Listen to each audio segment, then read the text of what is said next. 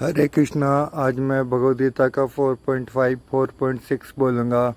गीता बोलने से पहले हरे कृष्ण कृष्ण कृष्ण हरे हरे, हरे राम राम राम हरे हरे। तो आप लोग ने 4.4 में देखा होगा कि अर्जुन ने सवाल किया था, तो वो क्वेश्चन बन गया, वो एक श्लोक बन चुका था। तो ये 4.5 में कृष्ण उसका उत्तर देते हैं कि श्री कृष्ण अर्जुन से कहते हैं कि हे अर्जुन, तू और मैं अनेकों जन्म से गुजरे हैं और सबके तू नहीं जानता, परंतु मैं सबको भली बात ही जानता हूँ। मतलब क्या होता है बता रहा हूँ मैं तुमको। खांसी आ रहा, नहीं आ रहा, खांसी आ रहा, बग नहीं आ रहा।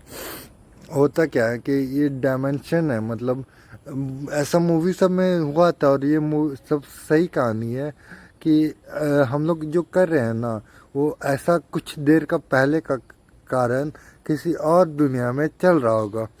तो हम लोग जिस रूप में हैं उस रूप में कहीं कुछ और भी कहानी हो रहा होगा। तो कोई और कुछ कहानी हो गया होगा, क्या पता किसी को।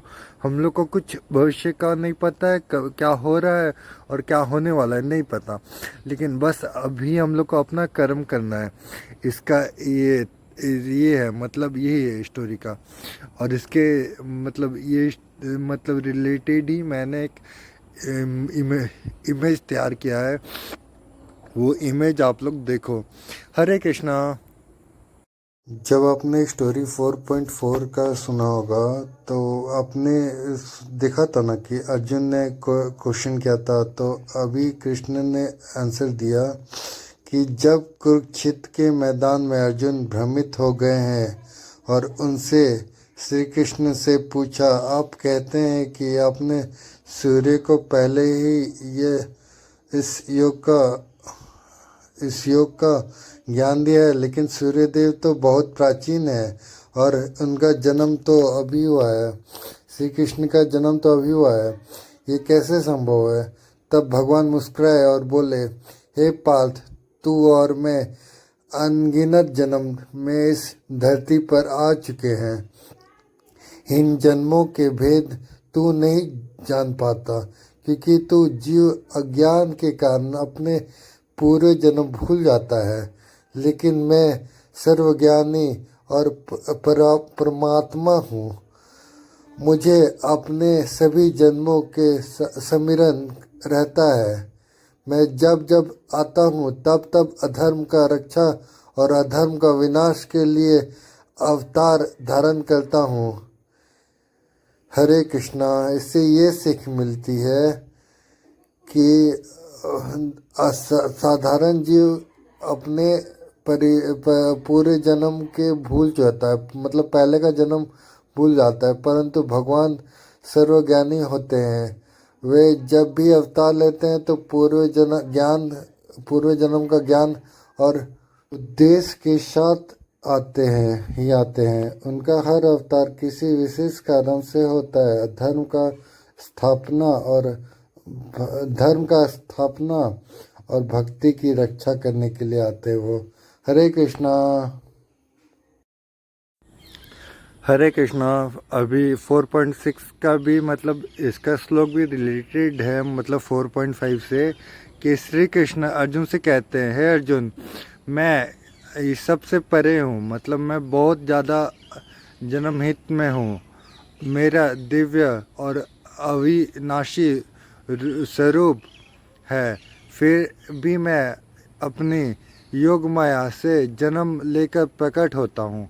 मतलब वो ना सनातन धर्म को जीवित रखने के लिए, सच्चाई को रहने के लिए, सही के लिए वो हमेशा कभी ना कभी प्रकट लेते हैं। जब गलत होता है, जब गलती होता है तब वो प्रकट लेते हैं। तो इसके रिलेटेड ही मैंने वो कुरुक्षेत्र में क्या हुआ था एक बात छिड़ी थी, वो बात मैं मतलब फ़ोटो में कन्वर्ट करके स्टोरी बनाया हूँ। तो आप लोग देखो और प्लीज़ मेरे चैनल को सब्सक्राइब करो। प्लीज़ सब्सक्राइब करो मेरे चैनल को प्लीज़। कुरुक्षेत्र के मैदान में जब अर्जुन ने यह अर्चना उपयुक्त किया, भगवान तो सनातन है भगवान सनातन है, फिर भी जन्म लेकर मनुष्य के रूप में कैसे सामने खड़े हैं।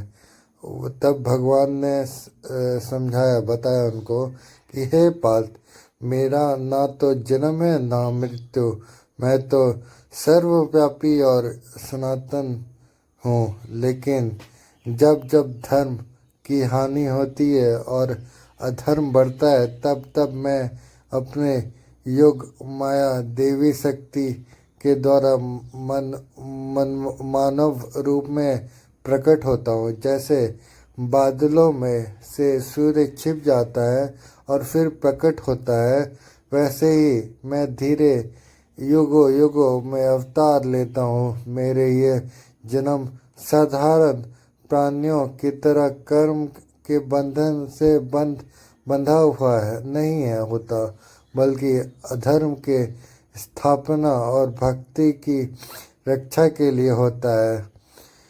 इससे हम लोग को ये सीख मिलता है कि भगवान का जन्म सामान्य जीव जैसा नहीं होता है। वे अपने इच्छा और आगे माया या अवतारित होता है।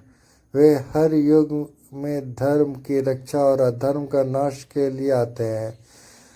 हरे कृष्णा। ये बात सुनो कि ये श्लोक हमें याद दिलाता है कि ईश्वर सदा हमारे साथ है और समय समय पे धर्म की स्थापना हेतु प्रकट होते हैं और हम लोग के साथ हमेशा रहते हैं।